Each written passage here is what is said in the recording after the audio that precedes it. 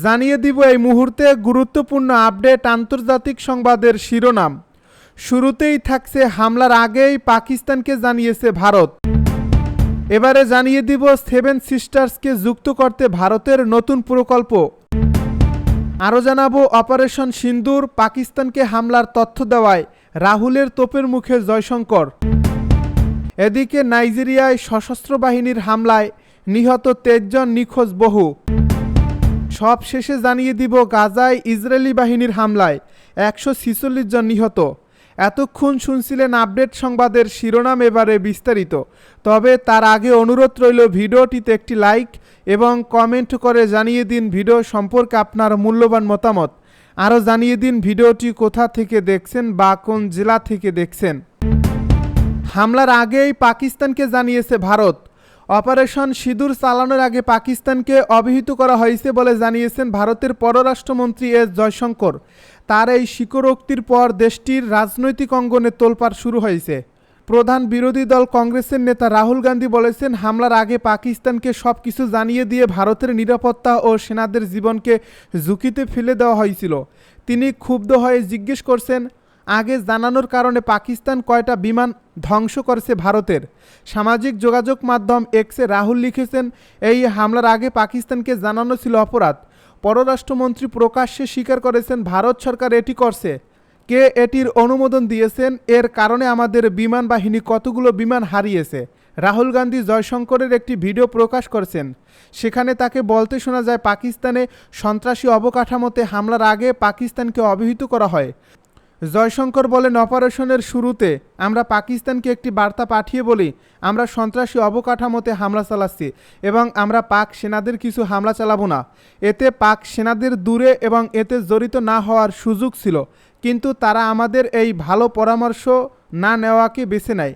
তবে ভারতের সরকারি প্রেস ইনফরমেশন ব্যুরো দাবি করছে, জয়শঙ্কর পাকিস্তানকে হামলার আগে হামলার সম্পর্কে জানানো হয়েছে এমন কিছু বলেননি। তার কথা ভুলভাবে প্রচারিত হচ্ছে। নয়াদিল্লি ভিত্তিক আমদামি পার্টিও এই বিষয়টির সমালোচনা করেছে। দলটির নেতা ও রাজ্যসভার এমপি সঞ্জয় সিং বলেছেন, এটি ছিল দেশদ্রোহিতা। সেভেন সিস্টার্সকে যুক্ত করতে ভারতের নতুন প্রকল্প। বাংলাদেশে শেখ হাসিনা সরকারের পতনের পর ভারতের সঙ্গে দ্বিপাক্ষিক সম্পর্ক শীতল হয়ে পড়ে। এর প্রভাব পড়ে ভারতের উত্তর পূর্বাঞ্চলের রাজ্যগুলোর সঙ্গে মূল ভূখণ্ডের যোগাযোগ ব্যবস্থা নিয়েও। বাংলাদেশের ভেতর দিয়ে যোগাযোগের ভবিষ্যৎ অনিশ্চিত হয়ে পড়ায় ভারত এখন নতুন করে মিয়ানমার হয়ে সমুদ্রপথে বিকল্প সংযোগ প্রতিষ্ঠার পথে এগোচ্ছে। ভারতের national highways and infrastructure development corporation লিমিটেডের একজন ঊর্ধ্বতন কর্মকর্তা দ্য ইন্ডিয়ান এক্সপ্রেসকে এই তথ্য জানিয়েছেন। ওই কর্মকর্তা এই প্রকল্পটিকে জবাব হিসেবে উল্লেখ করছেন। গত মার্চে বেইজিং সফরকালে বাংলাদেশের অন্তর্বর্তী সরকারের প্রধান উপদেষ্টা মুহম্মদ ইউনুস বলেছিলেন, উত্তর পূর্ব ভারত ভূবেষ্টিত। তিনি আরও বলেছিলেন, এই অঞ্চলের জন্য ঢাকা মহাসাগরের একমাত্র অভিভাবক। অপারেশন সিন্দুর পাকিস্তানকে হামলার তথ্য দেওয়া রাহুলের তোপের মুখে জয়শঙ্কর। ভারতের পররাষ্ট্রমন্ত্রী এস জয়শঙ্করের তীব্র সমালোচনা করেছেন লোকসভার বিরোধী দলনেতা রাহুল গান্ধী। অপারেশন সিন্দুরের অংশ হিসেবে সন্ত্রাসী অবকাঠামো লক্ষ্য করে হামলা চালানোর বিষয়ে পাকিস্তানকে অবহিত করাকে একটি অপরাধ বলে উল্লেখ করেন রাহুল। এই তথ্য জানানোর অনুমোদন কে দিয়েছে তা নিয়েও প্রশ্ন তোলেন। শনিবার এস জয়শঙ্করের সমালোচনা করে রাহুল বলেন, কেন্দ্র পাকিস্তানকে এই পদক্ষেপের কথা জানিয়েছিল। তিনি প্রকাশ্যে এটি স্বীকার করেছেন। রাহুল জিজ্ঞাসা করেন, ইসলামাবাদের সাথে এই ধরনের তথ্য ভাগাভাগি করার ফলে ভারতীয় বিমান বাহিনী কতগুলো বিমান হারিয়েছে। রায়বেরেলির সাংসদ এক্সের একটি পোস্টে বলেছেন, আমাদের আক্রমণের শুরুতে পাকিস্তানকে তা জানানো ছিল একটি অপরাধ। পররাষ্ট্রমন্ত্রী প্রকাশ্যে স্বীকার করেছেন যে ভারত সরকার এটি করছে। এর ফলে আমাদের বিমান বাহিনী কতটি বিমান হারিয়েছে। রাহুল পররাষ্ট্র মন্ত্রণালয়ের একটি তারিখহীন ভিডিও শেয়ার করেছেন, যেখানে বলা হচ্ছে যে ভারত পাকিস্তানকে তার মাটিতে সন্ত্রাসী অবকাঠামোর বিরুদ্ধে পদক্ষেপের কথা জানিয়েছে। রাহুল গান্ধীর শেয়ার করা ওই ভিডিওতে পররাষ্ট্রমন্ত্রী এস জয়শঙ্করকে বলতে শোনা যাচ্ছে যে সরকার পাকিস্তানকে একটি বার্তা পাঠিয়েছে যে হামলাগুলো সেনাবাহিনীর উপর নয়, কেবল সন্ত্রাসী পরিকাঠামোর উপর। এ ক্লিপে জয়শঙ্করকে আরও বলতে শোনা যায়, অভিযানের শুরুতে আমরা পাকিস্তানকে একটি বার্তা পাঠিয়েছিলাম, আমরা সন্ত্রাসী অবকাঠামোতে আঘাত করছি এবং আমরা সেনাবাহিনীর উপর হামলা করছি না। তাই সেনাবাহিনীর কাছে সুযোগ আছে এই প্রক্রিয়ায় হস্তক্ষেপ না করার। তারা সেই ভালো পরামর্শ না নেওয়ার সিদ্ধান্ত নিয়েছে। তবে প্রেস ইনফরমেশন ব্যুরো সেই দাবি অস্বীকার করছে যে জয়শঙ্কর বলেছিলেন ভারত অপারেশন সিন্দুরের আগে পাকিস্তানকে জানিয়েছিল। পিআইবির ফ্যাক্ট চেক ইউনিট জানিয়েছে মন্ত্রী এমন কোনো বক্তব্য দেননি এবং তার বক্তব্য ভুলভাবে উদ্ধৃত করা হচ্ছে। 22 এপ্রিল জম্মু ও কাশ্মীরের পেহেলগামে হামলার জেরে পাকিস্তানের পাঞ্জাব প্রদেশ এবং পাক অধিকৃত কাশ্মীরে অপারেশন সিন্দুর নামে সামরিক হামলা চালায় ভারত। এরপরে পাকিস্তানও পাল্টা হামলা চালায়।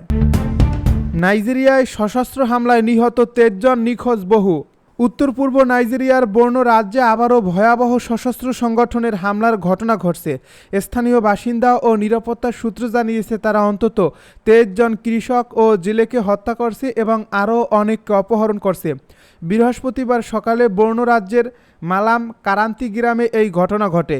স্থানীয়দের ভাষ্যমতে ওই দিন সকালে অস্ত্রধারীরা গ্রামে ঢুকে কৃষক ও জেলেদের জড়ো করে।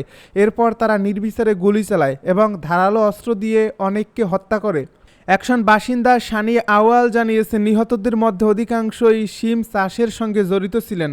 তিনি আরও বলেন, একজন বয়স্ক ব্যক্তি যিনি অল্পের জন্য বেঁচে যান তিনিই পরে গ্রামের লোকজনকে ঘটনাটি জানান। আরেকজন প্রত্যক্ষদর্শী উসমান আলী বলেন, গ্রামের মানুষরা নিহতদের দেহ উদ্ধার করতে গেলে তারা আবার সাধারণ জনগণকে ধাওয়া করে। গাজায় ইসরায়েলি হামলায় 146 জন নিহত। গাজা উপত্যকায় ইসরায়েলের টানা হামলায় প্রাণহানি বেড়েই চলছে। গত 24 ঘন্টায় নতুন করে ইসরায়েলি বিমান হামলায় অন্তত 146 জন ফিলিস্তিনি নিহত হয়েছেন। আহত হয়েছেন আরও 459 জন। উত্তর গাজার ইন্দোনেশিয়ান হাসপাতালের পরিচালক মারওয়ান আল সুলতান জানান, মধ্যরাত থেকে আমরা 58 জন শহীদের মরদেহ পেয়েছি। বহু মানুষ ধ্বংসস্তূপের নিচে আটকে আছেন। হাসপাতালের ভেতরের পরিস্থিতি ভয়াবহ। এই ভয়াবহ পরিস্থিতিতে জাতিসংঘ মহাসচিব অ্যান্তনিও গুতেরেস গাজায় অবিলম্বে এবং স্থায়ী যুদ্ধবিরতির আহ্বান জানিয়েছেন। তিনি বলেছেন, আমাদের এখনই স্থায়ী যুদ্ধবিরতি দরকার। আমি গভীরভাবে উদ্বিগ্ন কারণ ইসরায়েল তার সামরিক অভিযান আরও বাড়ানোর পরিকল্পনা করছে।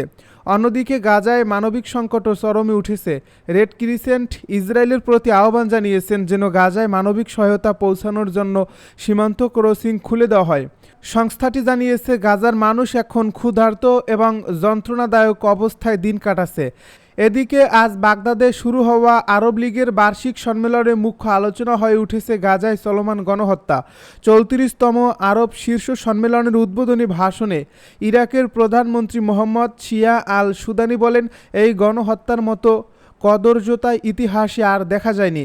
গাজার পুনর্গঠনের জন্য প্রস্তাবিত আরব তহবিলে $20 মিলিয়ন দেওয়ার প্রতিশ্রুতি দিয়েছেন সুদানি।